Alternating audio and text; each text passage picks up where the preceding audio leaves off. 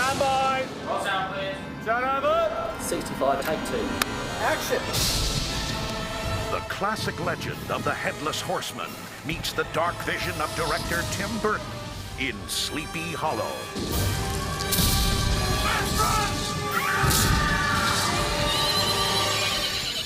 It's a fantastic story, somewhat macabre, certainly very unusual.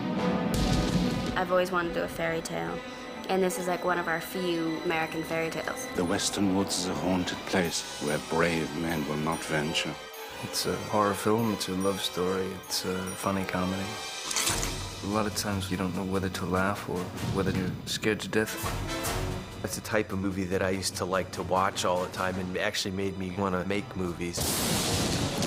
For those people who may know the story of Sleepy Hollow, you don't. This is scary. And now, go behind the scenes to explore the filmmaking secrets of Sleepy Hollow. Meet the cast, live the legend, witness the stunts, and experience the state-of-the-art special effects. Murder! The horseman's killed again!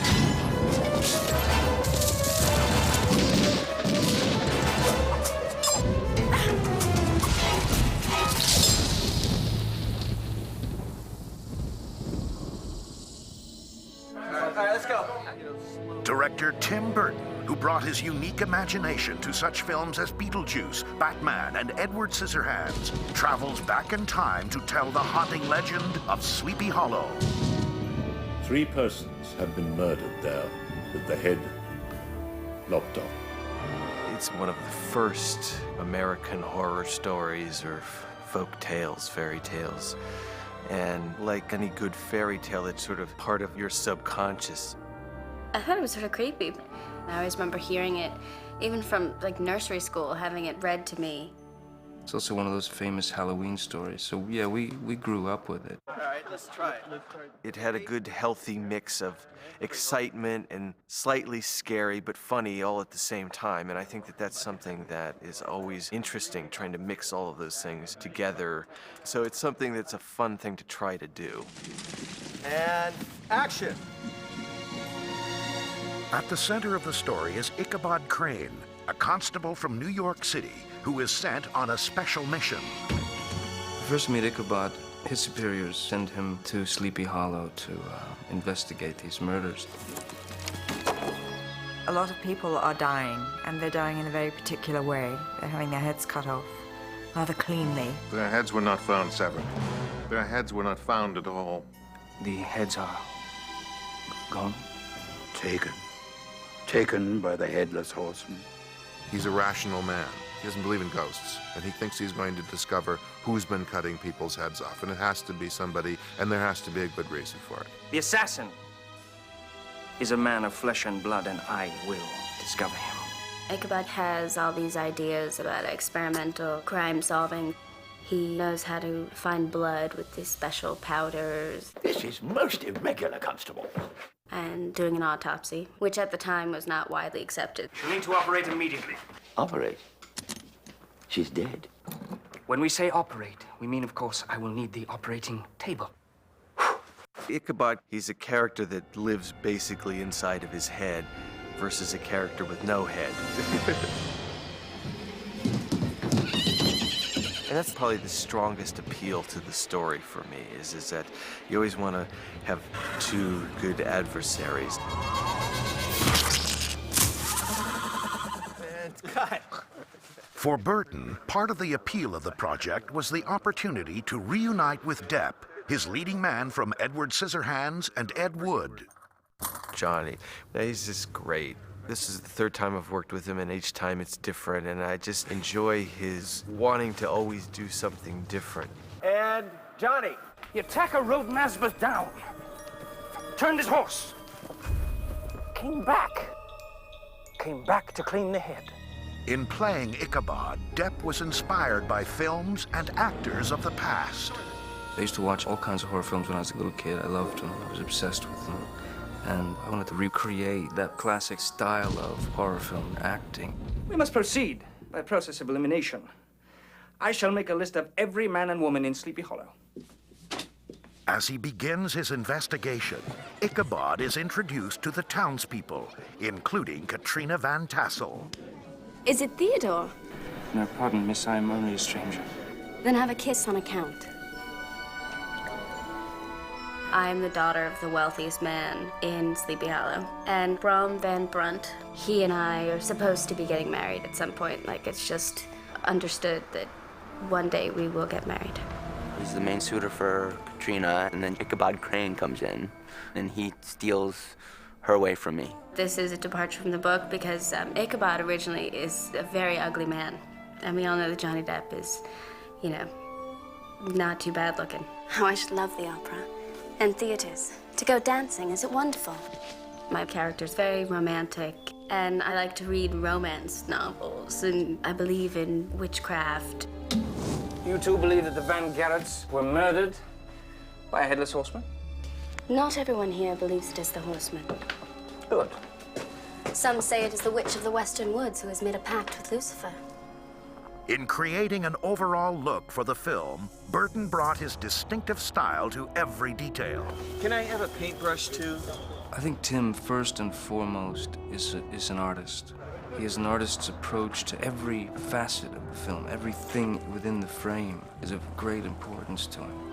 The composition of the shot, the colors, the movement. Tim is so incredibly visual. His movies are just really beautiful, but strange.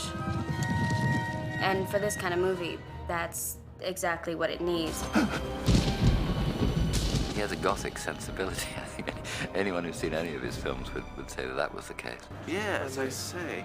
I think with Tim, it's a lot about design and the art of it and creating a world. And with Sleepy Hollow, we wanted to make something that was very romantic, but it's also very stylized because there's supernatural elements and there are horror elements.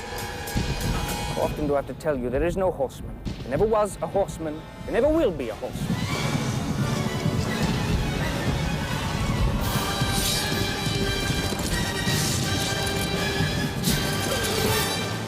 To create the film's gruesome beheadings, the filmmakers used the latest special effects and makeup techniques.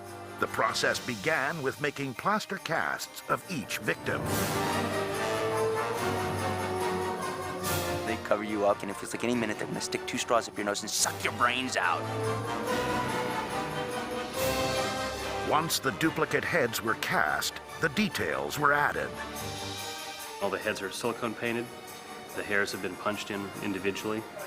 Eyeballs are put in. And we'll take teeth casts of the actors and then make acrylic teeth and fit them in. And each head will have this kind of gross muscle treatment with a spine, a throat, you know, skin. The guys came in from special effects and said, "Oh, have you seen your head yet? It's great, look." And we pulled it out of a box. Well, I talk about intimations of mortality, you know. I've seen my head in somebody's hand. For the actual decapitations, Burton added a distinctive touch. Tim wanted to see the head spin around. So we have a head and shoulders piece that we do the head neck spinning thing. And then we cut to a wide shot, and that's a full body that's all held together with electromagnets. And we basically flip a switch, and the knees will buckle first, then the ankles, and then the waist and the arms will fall down. So we have a very, very natural look.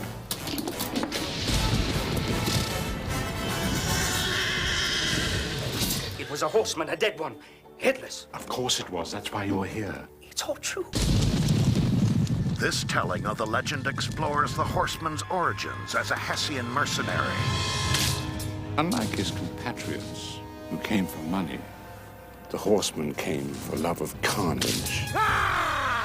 He was infamous for riding his horse hard into battle, chopping off heads at full gallop. I figure he's a little like me. After a day of chopping heads, he just goes home and has a nice dinner. But my forte seems to be psychotic, twisted people, and he's very like that. The Hessian's terrifying facial features included teeth filed into razor-sharp points and supernatural eyes. Keep looking all the way down. Actor Christopher Walken was fitted with special contact lenses to create the effect. They look fantastic. Sort of like Paul Newman.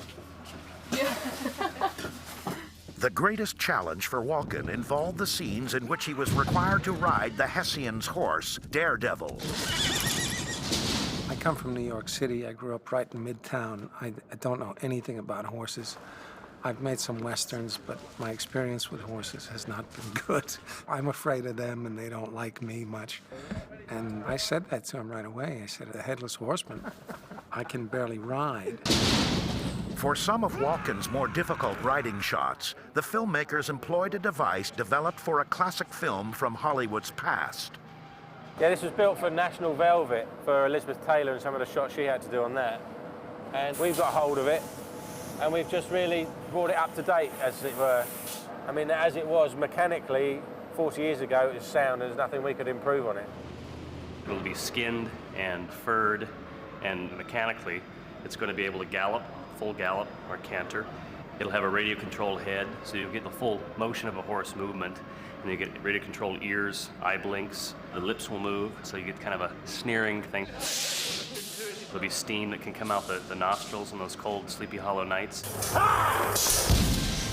In the climax to a brutal battle scene, the story of how the Hessian originally lost his head is revealed. This butcher didn't finally reach his end until the winter of '79. They chopped off his head with his own sword. But now the Hessian wakes. He's on the rampage, cutting off heads where he finds them. To create the mysterious world of Sleepy Hollow, Burton and his crew traveled to England, where they found the perfect backdrop for the story. Over a 3-month period, the entire community was built from the ground up. The design included a covered bridge, a church, numerous period structures, and a massive windmill. The farmland surrounding the town was stocked with hundreds of sheep, cows, and ducks who would reside on the premises during filming. We were really transforming this hollow into a living town. One of the things that we were trying to do was inspire a sense of apprehension in the architecture of the place, that there is something wrong here, that there's a sense of foreboding and fear. It's very magical, and it's wonderful looking. Everything about it is just really, really medieval. It was something that was very true to the period. At the same time, kind of fairy tale-like or made up. Exactly sort of what you would imagine a Tim Burton village would be. Beautiful. I wanted to live there. The town is in ferment. Reverend Steenway's called a meeting in the church tonight. He's going to speak out against you.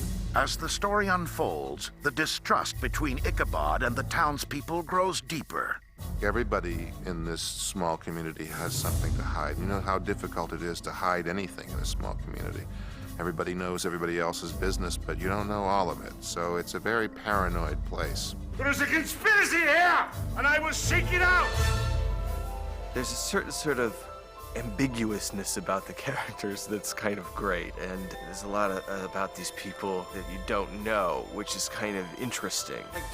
Ready, and action! The supporting cast of townspeople features a number of acclaimed actors, including Miranda Richardson, Ian McDiarmid, Michael Gambon, Richard Griffiths, Jeffrey Jones, and Michael Goff. I suppose we're all eccentric in our various ways. I'm the least eccentric of them all, really. He's chosen us funny people to play the part. I look slightly mad, don't I? If this person lays a hand on me, we'll get a bullet! We all look strange, and I suppose that's why we've been cast. Together, they just create an interesting combination. Oh, God! To convey suspense and a sense of impending doom, Burton created a series of subtle visual effect shots. What Tim asked us to do was put some kind of demonic faces in the fire to show that evil is present. And he wanted the faces in the fire to kind of erupt out of the fire and then disappear quickly. So it's a very subtle effect where you're almost not sure if you saw those faces or not. I took the skull, which you will see in the movie, which is the Headless Horseman's skull. And so I pulled up the eyebrows to give it this demonic look, giving it a strong forehead, bringing up the corners of the mouth, and then pull the jaw around to actually continue to sculpt what would be the fire. So I knew that when the fire would come off, it would have an irregular shape. And here we've got not just one face, but there's a total of 13 in here. So I took that hero that I had, shrunk him down, and started putting more of his little brothers and sisters around here so that you get like a whole family of demonic faces coming out of the fireplace.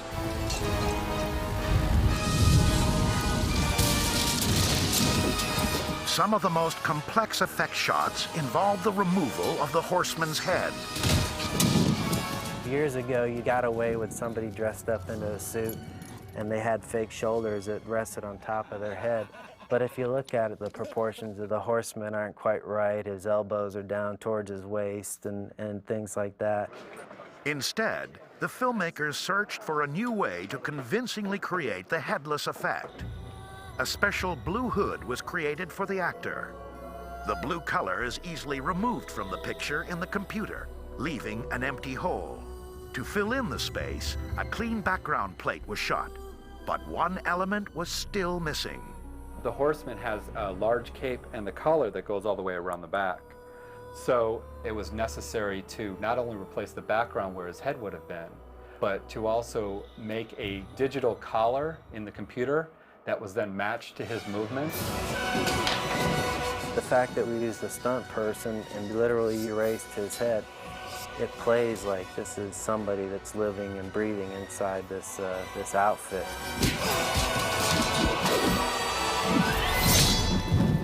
The horseman is coming down!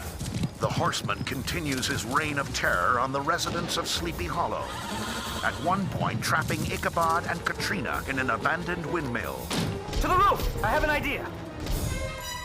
Burton saw this as an unusual location in which to stage a pursuit. Can you lean on a little bit so you're that side of her? Yeah. My only image of windmills is like from the original Frankenstein, in the sense where it's somewhat symbolic of your mind somehow. I'm not quite sure how or why, but maybe it's just sort of the aimlessly spinning quality that represents my mind. There isn't any windmill that looks like our windmill. The sails are just pure Tim Burton bat wings. There's a wonderful kind of shattered, abandoned mill feel to it, and I love the way it looks. At over 5 stories high, the windmill set was too large to fit on any soundstage, so it was constructed outdoors. We had to build this from scratch. The blades are about 1 ton each, so the whole thing, you're probably looking at about 4 or 5 tons. And the blades are controlled by a hydraulic motor, which we can operate from offset. Let's start rotation, please. Start rotation. We ready? Ready. Rolling. 2, take 1. A and B cameras, come on, Mark. Action!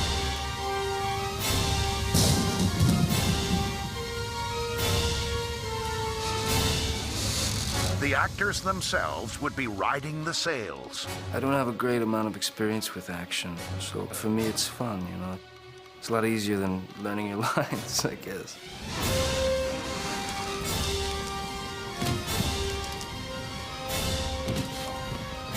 We had flaming sticks being shot down directly on top of us.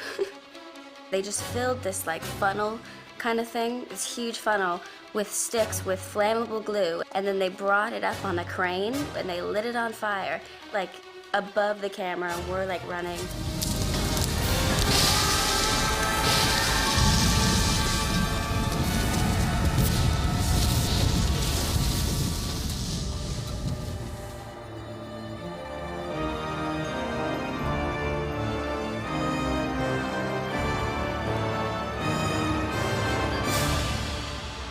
To create the Sleepy Hollow score, Burton reunited with Danny Elfman, who composed the soundtracks for Pee-wee's Big Adventure, Edward Scissorhands, and Batman.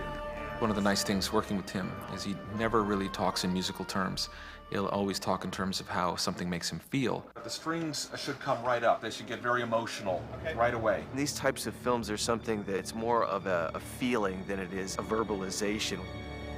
I think that's the power of horror movies, is that they hit you on an emotional level. Once I saw the footage and the surreal quality of the landscape, to me the landscape dictated so much. I was often in Tim's films.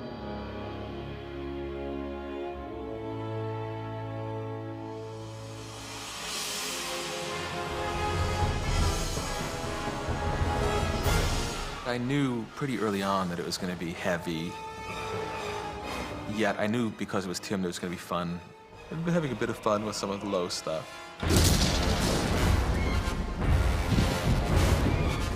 The scene where the horseman breaks into the family's house is quite chilling.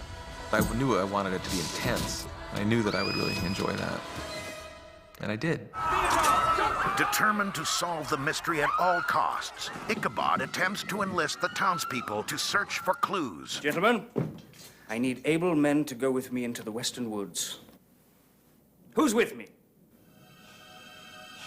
The western woods just outside of town are a place that no one goes to. It's haunted. It's dark, twisted, the work of the devil. So the look of the film really gives you that impression of what it would be for the people who live in Sleepy Hollow, a place they don't go. It looks like poison. The western woods were constructed on one of the largest sound stages in the world, which gave the filmmakers total control over the elements. Smoke at the back, please. We're dealing with atmosphere, smoke, fog, which are much easier to control on stage. And just the type of look that we wanted to get in terms of those old-fashioned horror movies where the stage look is part of the fabric of it. Building the western woods, that was an enormous task in and of itself because we weren't creating a real forest. What we were doing was getting sort of a fierce thicket of trees. When I saw it, I mean, just, it's so beautiful and everything's so intricate. Amazing. It takes over a whole stage. It's mysterious, it's deep, it's up and down hills. All the trees are dead. Quicken pace. We really created the scary woods feeling that you get in the Grimm's fairy tales, where the little child in you is afraid to go into the woods. The centerpiece of the forest is the horseman's resting place, a gateway between this world and the netherworld. The Tree of the Dead. It does announce itself. The Tree of the Dead is like a beautiful sculpture.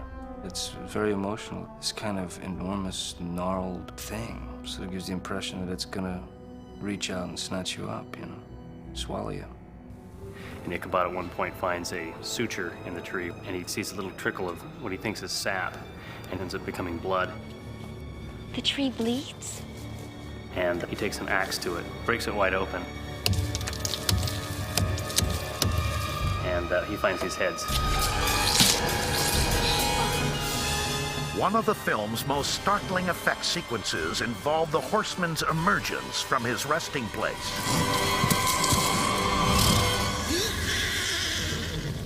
What we are seeing here is a blue screen element of a horse and rider, which we're going to put in a shot of the horseman exiting the tree, which is essentially a gateway to hell. This is a background element to be used in this shot. It has the actors in the scene, but there's no horse or horseman. The next element that we're seeing here is an element of fog for this plate, both foreground and background fog. Also, he's kicking up a lot of leaves and things into the air.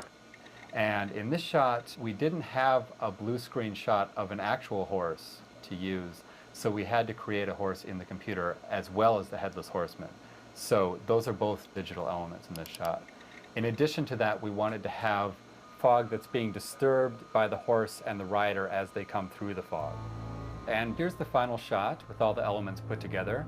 Here we can see the leaves being blown by the horse and rider, which were from the blue screen plate. You can also see in a subtle way the fog is being disturbed by the horseman as he rides through. Ichabod?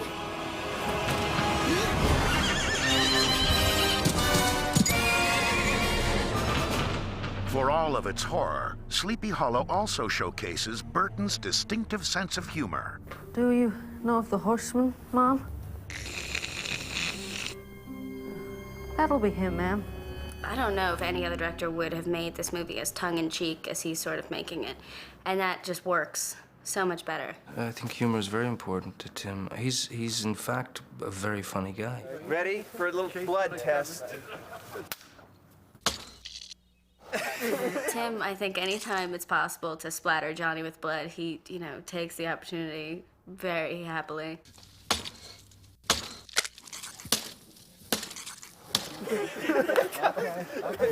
It's bleeding. There's a great sense of humor and enjoyment on the set. He seems to enjoy everything so much, and that relaxes everybody.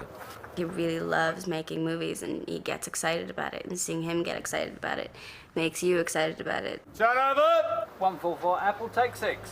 Action. The film features a number of action set pieces. We've done a hell of a lot of action. We've got all kinds of sword fighting. We have a fantastic sequence down in the church, and we'll be flying another guy out through the window. Sir, you're not dead. Not yet. It's a really brutal, really physical, really intense movie. Where are we going? Anywhere but here. One of the most complex scenes was a coach chase through the western woods.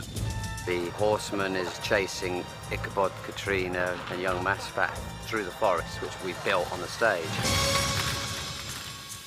The scene would take 3 weeks to shoot. Planning for the numerous stunts began several months earlier when the horses went into training. This is Daredevil.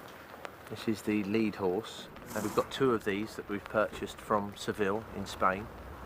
And they're just in the process now of having all the tricks taught them, the rears, the lay downs, the gallop on the spot and everything else. It takes 2 years to train those properly for a film. But these boys are good. They've got brains, these Spanish horses. They're good to work with. Stand by to rehearse. Several coaches were designed specifically for the film, each with a different purpose. I've had to build 4 different coaches. The hero one's got brakes and it's got steering inside. We beef all the suspension up, we've made roll cages in it. And then there's the stunt one, there's the pyro one, and then there's the crashing one. Oh, 5 actually, there's one on the back of a flatbed truck, so we can actually put the artists on it and have them run up and down the set. The range of stunts would include swordplay, coach transfers, and elaborate falls. And then a bit of that wobbling thing with a leg over. Nick Gillard, the stunt coordinator, is just fantastic. What's great about him is that he has a great sense of humor, and he allows that to sort of creep into his stunts. Ichabod! He's been knocked off the top of the coach and lands on the horseman's horse, but he lands on it the wrong way round. It's the kind of stuff that the audience would be riveted to, and then something happens that's very funny. It's got a real life to it.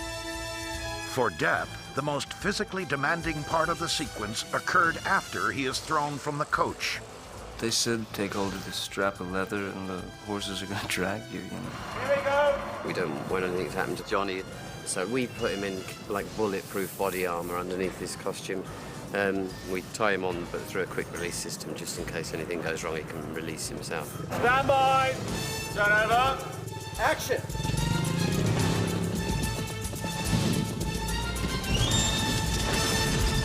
It wasn't a problem being dragged by horses. The only thing I was slightly leery of was that they might, you know, sort of relieve themselves on the journey.